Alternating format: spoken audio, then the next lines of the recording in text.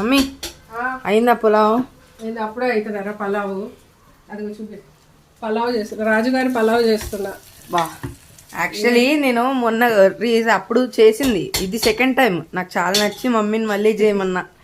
వీడికి రాజుగారి పలావ్ నచ్చింది, ఇక మళ్ళీ మళ్ళీ చేయమన్నాను. ఇది చికెన్ కుర్మా, గ్రేవీ కుర్మా చేస్తున్నాను. అందులోకి చికెన్ కుర్మా, రాజుగారి పలావ్.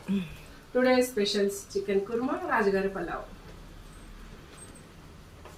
మమ్మీ ఎలా ఉంది చూసి చెప్పు. టేస్ట్ ఎలా ఉందో టేస్ట్ చెప్తాను. ఎంత బాగుంది కదా, దగ్గరగా ఫోన్ తీసుకో.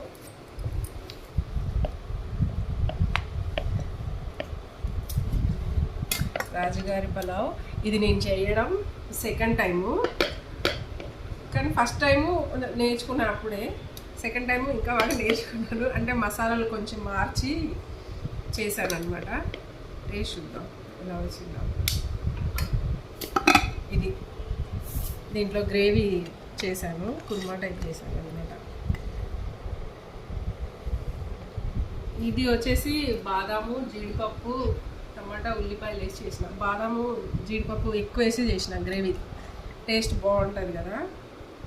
ఈ గ్రేవీ అంతా అదే. దాంట్లోకి ఉల్లిపాయలు, పెరుగు. టేస్ట్ చేద్దాం. ఫస్ట్ ప్లెయిన్గా టేస్ట్ చేద్దాం. నాకు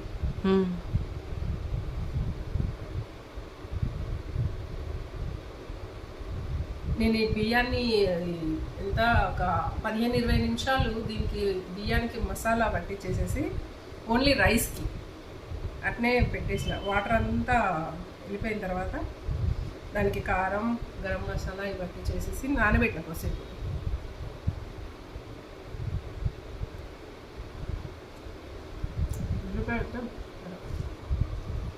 ఎలా ఉంది?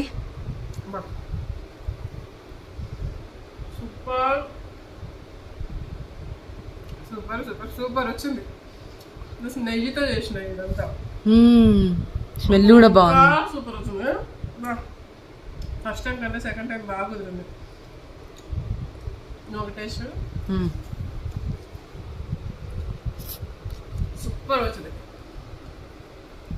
నేను చేసిన అని సెల్ఫ్ డబ్బా అనుకోవద్దు, కానీ సూపర్గా కుదిరింది. బాగా వచ్చింది కదా. గ్రేవీతో చూద్దాం. తెలిసింది ఇప్పుడు వండడం అంటే ఫస్ట్ టైంకి సెకండ్ టైంకి వండుతూ ఉంటే వస్తూ ఉంటుంది ఏదైనా, అంతే కదా ఫ్రెండ్స్.